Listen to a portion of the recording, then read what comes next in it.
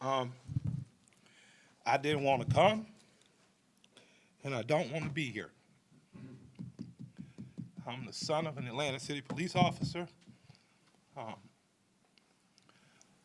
My cousin is an Atlanta City police officer, and my other cousin, East Point police officer. And I got a lot of love and respect for police officers, down to the original 8 police officers in Atlanta that even after becoming police had to dress in a YMCA because white officers didn't want to get dressed.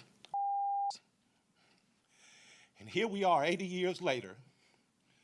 I watched a white officer assassinate a black man. And I know that tore your heart out. And I know it's crippling.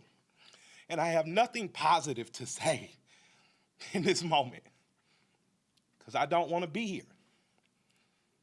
But I'm responsible to be here because it wasn't just Dr. King and people dressed nicely who marched and protested to progress this city and so many other cities. It was people like my grandmother, people like my aunts and uncles who were members of SCLC and NAACP, and in particular, Reverend James Orange, Mrs. Alice Johnson, and Reverend Love, who we just lost last year. So I'm duty-bound to be here to simply say that it is your duty not to burn your own house down for anger with an enemy. It is your duty to fortify your own house so that you may be a house of refuge in times of organization. And now is the time to plot, plan, strategize, organize, and mobilize. It is time to beat up prosecutors you don't like at the voting booth. It is time to hold mayoral offices accountable, chiefs and deputy chiefs. Atlanta is not perfect, but we're a lot better than we ever were, and we're a lot better than cities are. I'm mad as hell. I woke up wanting to see the world burn down yesterday because I'm tired of seeing black men die. He casually put his knee on a human being's neck for 9 minutes as he died like a zebra in the clutch of a lion's jaw.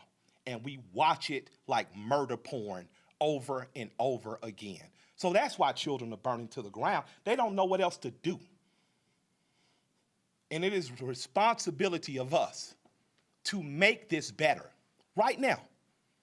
We don't want to see one officer charged. We want to see 4 officers prosecuted and sentenced.